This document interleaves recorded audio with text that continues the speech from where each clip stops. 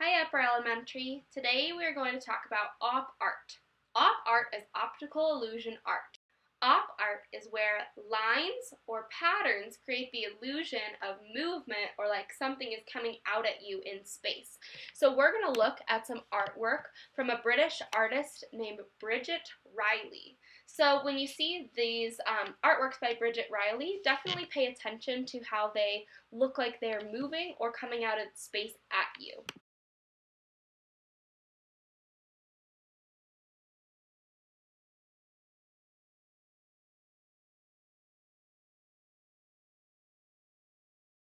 For our op art project, you're going to need a piece of paper, a dark marker or a Sharpie, and colored pencils or crayons.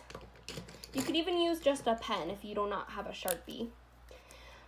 What we're going to do first is create one wavy line in the center of our paper.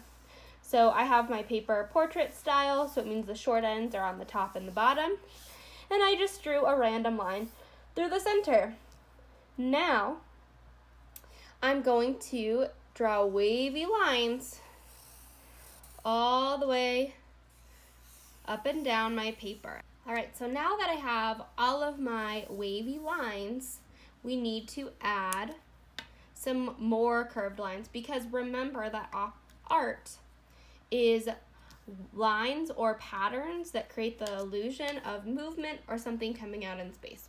So above the line, I'm only going to make a curved line going this direction.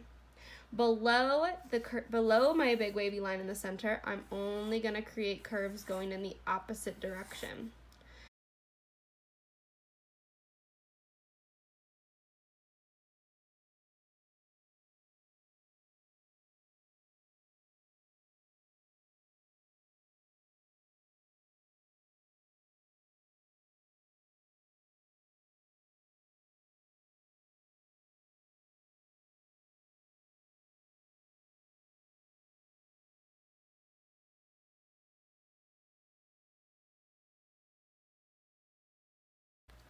Okay, so now that we have done our little lines, we're starting to notice that these kind of look like these weird little wormy creatures, which is perfect and awesome. So they're kind of starting to come out in space a little bit. I'm starting to see an illusion.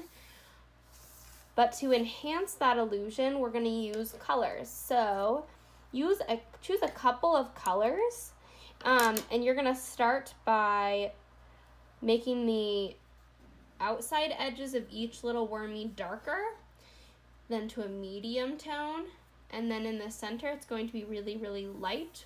You could even keep it white. So I'm going to kind of play with that with my colored pencils so you can see, and then you can get started on your own.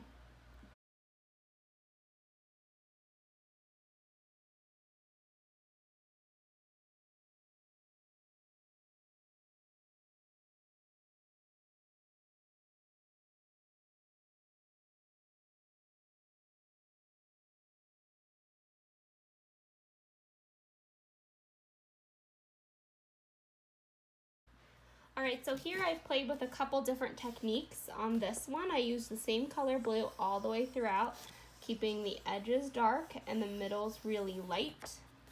And then I added some green and purple on top to see what that would look like.